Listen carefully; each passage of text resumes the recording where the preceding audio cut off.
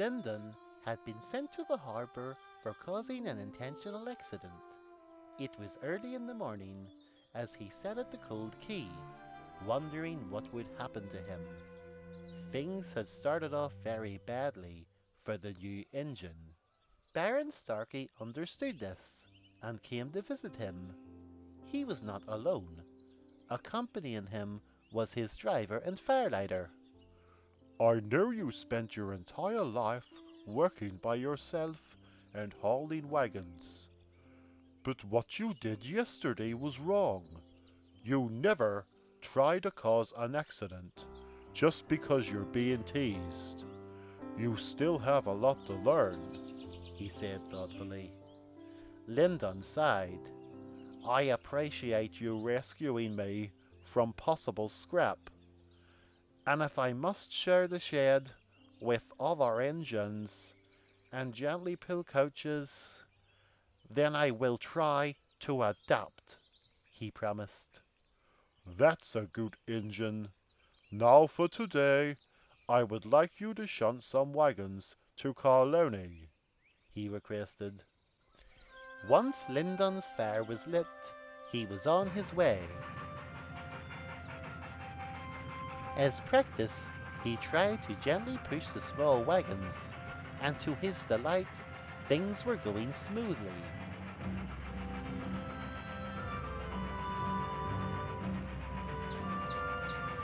When he arrived, Misty was pleased to see him.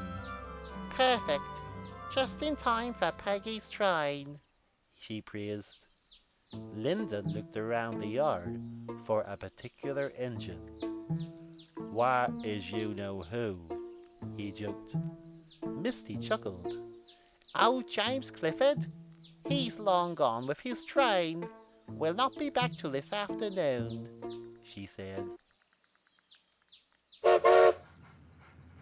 Once Peggy departed, both engines had a well-deserved rest. Linden looked at Misty and couldn't help but smile.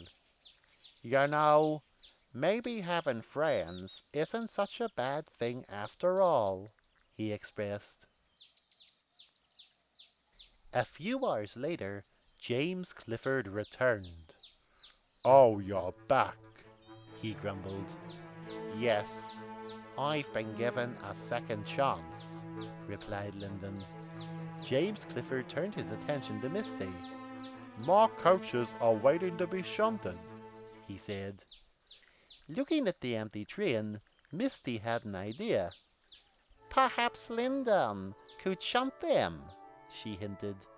James Clifford gasped at the thought. His driver thought the same, and soon he gently backed onto the train. Misty proudly looked on as he gently pulled them to an empty siding. That evening, he had to collect a new van that had been delivered to the harbour. Little did he know, Baron Starkey was secretly in the guard's van. Everything was peaceful and quiet, the perfect night for a nice run. Before long, they were on their way.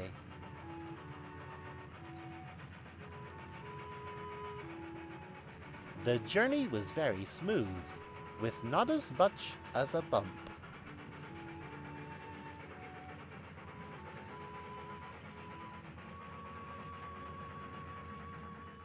The next morning, Baron Starkey visited him once again. You did very well last night, and I think I can trust you with the responsibility of passengers, he announced. Your train will soon be ready to collect. Linden was pleased and promised not to let him or the passengers down. Later that morning, Linden backed onto the coaches. There wasn't a single bump. As soon as the passengers boarded, the train departed.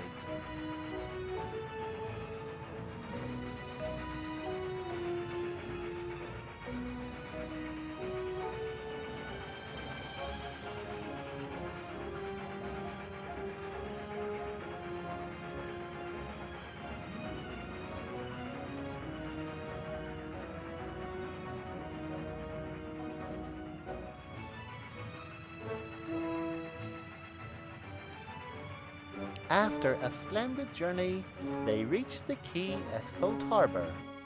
The passengers were very pleased. If only the boat was as smooth as you. Linden is now as happy as can be.